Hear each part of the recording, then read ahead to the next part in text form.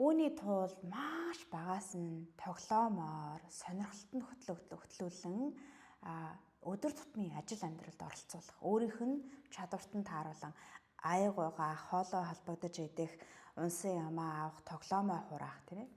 Гэтэл энэ бүхнийг хийхэд дургуулагч байгаа дургуй байвал хүчлээд загнаа зэмлэх юм бол бүр их дургуй болчихдог, хоошоо суух хандлагатай болчихдог учраас тэрийг тоглоомын аргаар дуулангаа бүгдээрээ хамтдаа тоглоомоо хураадаг. Хэлээ дуулж бүжиглэнгээ тоглоомоо хураая. Эсвэл дуулангаа тодорхой хөгжим тавингаа бүжиглэнгээ хамтдаа бүгдээрээ аягаа угаая гэдэг ч юм уу. Ихэнх үедээ сонирхолтод хөтлүүлэхийн зэрэгцээ өөрөө оролцож өөрөө цуг хийх замаар хүүхдэд тууштай хөдөлмөрч болгоход сургана. Тэгэхээр ер нь бол таныг үлгэрлэн хүүхдүүд дагж яадаг. Юг та сайн, юг хийн тэрийг чинь хүүхдүүд автан хийж танд тулны тусгалмыг харуулдаг шүү дээ.